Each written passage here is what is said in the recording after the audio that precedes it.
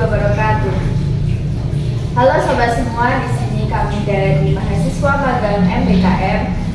Tentunya akan menyapa sobat semua pada podcast Bincang Gizi.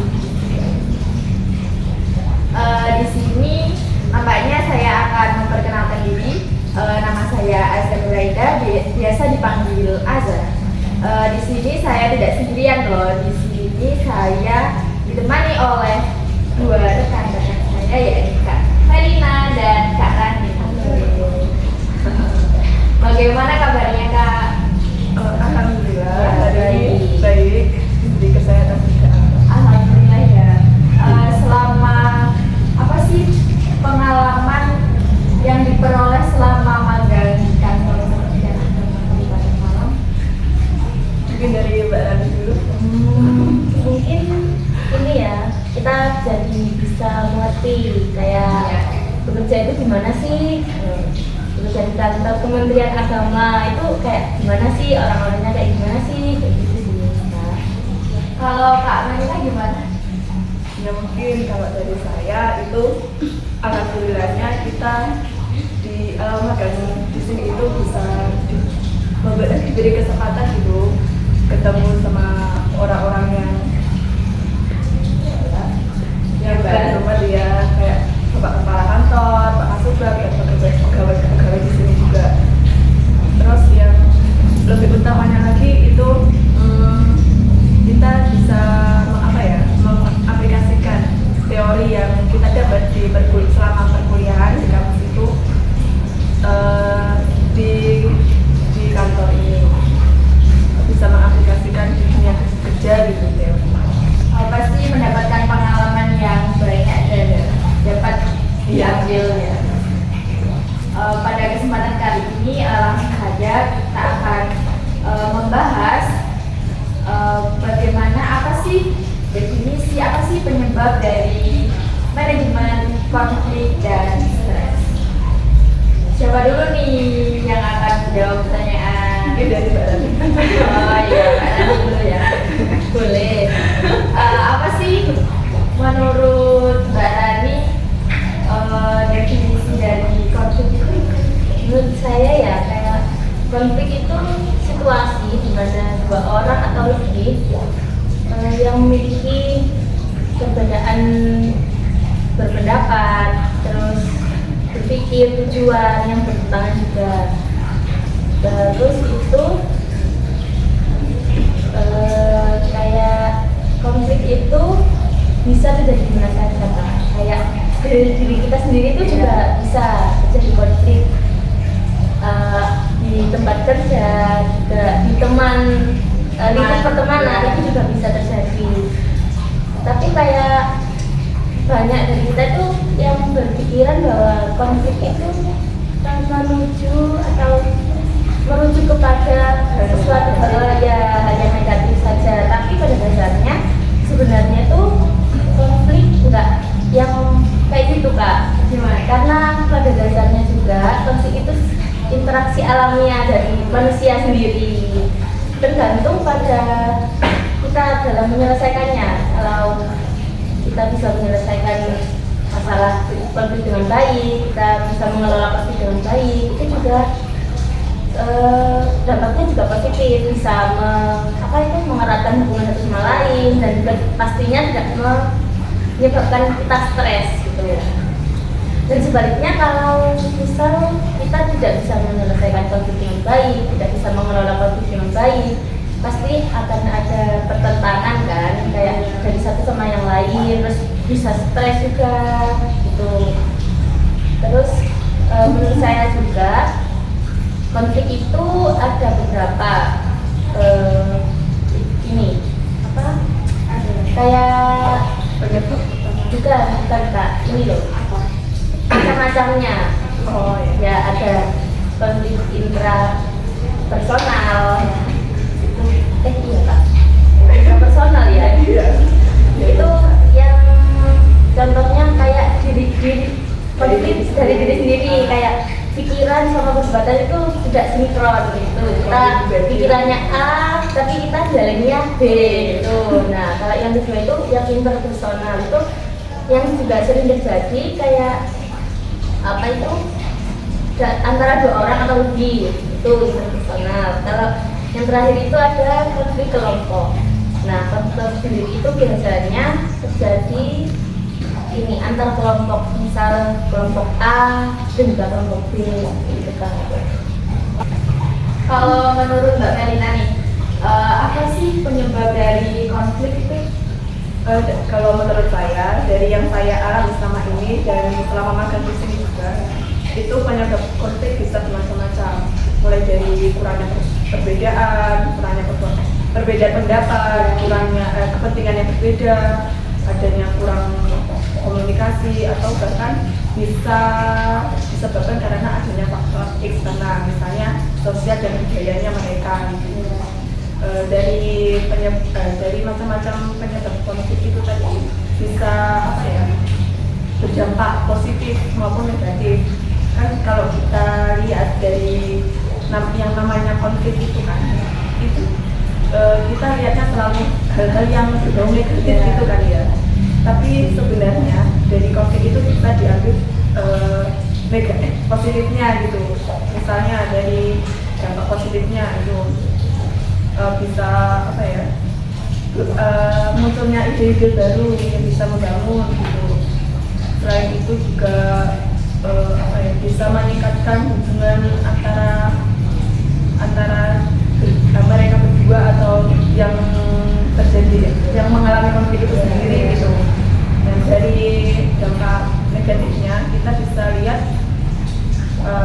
kalau orang-orang yang mengalami konflik baik pribadi maupun dengan orang lain itu bisa lihat kayak stres, menyebabkan kecemasan. Terus dari konflik itu juga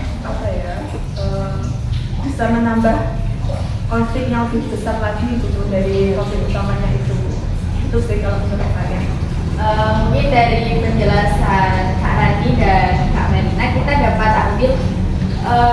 dapat mengetahui apa sih itu pengertian dari konflik, penyebab dan dampak negatif atau dampak positif dari konflik. Masih ada pertanyaan lagi nih, siapa yang mau jawab? Bener banget ya Kak. Untuk pertanyaan selanjutnya ya, menurut kakak apa sih pengertian dari stres? Saya dulu ya. Yang itu coba Daniel. Iya, boleh.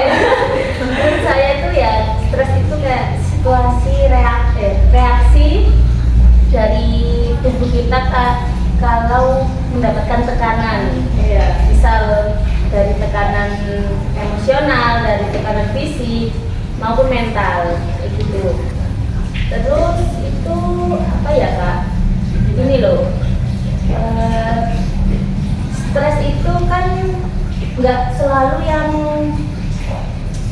berkelanjutan, nggak selalu yang selalu bikin pusing gitu kan. Nah, ada stres yang dalam skala kecil, kayak misal itu tuh dalam skala kecil bisa jadi motivasi juga kalau kita dapat tugas nih ya. Terus dan udah 2 jam lagi nih gitu. Iya benar, dan 2 jam lagi nih udah belum selesai. Pasti kita berpikiran kayak aduh harus cepat selesai nih. Kayak gitu kan kita dapat tekanan juga kan. Bisa jadi semangat lagi. Nah betul. Nah itu kalau stresnya dalam skala kecil bisa jadi motivasi untuk cepat-cepat mengerjain tugasnya sebelum deadline. Nah terus ada lagi nih stres yang berkelanjutan. Nah stres yang berkelanjutan tuh bisa berdampak buruk juga loh di tubuh kita, manusia itu kayak bisa pusing, pastinya juga sakit, ya kan? Banyak orang kan yang dapat tekanan yang berlebihan banget itu bisa sampai tipes, gitu kan? Ya kayak gitu. Nah terus itu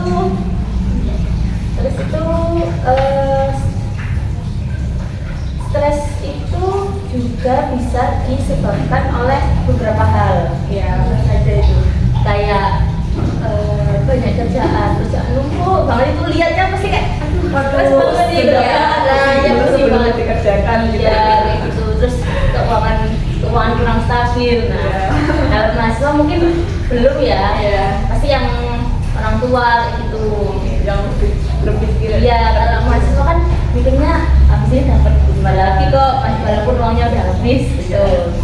Nah, yang terakhir itu ada stres karena ini kehilangan sesuatu atau seseorang yang kita cintai gitu ya, habis putus misalnya pasti stres gitu ya kayak gitu kan. Masih ada satu pertanyaan lagi nih, siapa yang menjawab? Mungkin Kak Melina saja ya. Oh iya. boleh. Menurut Kak Melina, apa sih pentingnya kita mempelajari dan memahami manajemen stres dan konflik itu? Dari yang saya pahami dari manajemen stres dan konflik itu sendiri, di dalam suatu organisasi khususnya di dunia kerja itu yang pertama bisa meningkatkan produktivitas dan efisiensi kinerja karyawan. Manajemen stres atau konflik yang efektif bisa membuat sebuah masalah dapat diatasi atau diselesaikan secara konstruktif sehingga karyawan bisa kerja lebih produktif dan efisiensi lagi gitu. Yang kedua tentunya bisa meningkatkan kesejahteraan karyawan. Manajemen stres atau konflik itu kan bisa muncul kapan saja ya. Dan dengan adanya manajemen stres dan konflik dapat membuat lingkungan kerja itu lebih sehat lagi sehingga bisa mengurangi absensi yang tanpa beralasan yang jelas dari karyawan sendiri. Yang ketiga itu bisa memperkuat hubungan antar karyawan. Manajemen stres itu jika diselesaikan dengan baik bisa memperkuat hubungan antar karyawan dengan mempromosikan komunikasi yang lebih terbuka dan penyelesaian masalah secara kolaboratif. Kalau menurut saya Itu ya.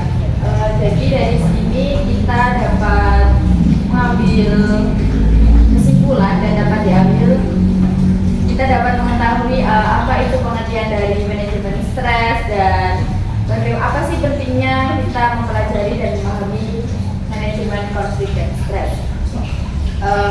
Mungkin itulah sedikit pengalaman, pengertian, definisi, penyebab dan pentingnya memahami manajemen stres dan konflik. Semoga apa yang disampaikan oleh Mbak Melina dan Mbak Rani bermanfaat dan dapat membantu kita dalam menghadapi konflik dan stres dalam kehidupan sehari-hari. Mungkin itu saja dari kami. Kurang lebihnya mohon maaf. Wassalamualaikum warahmatullahi wabarakatuh.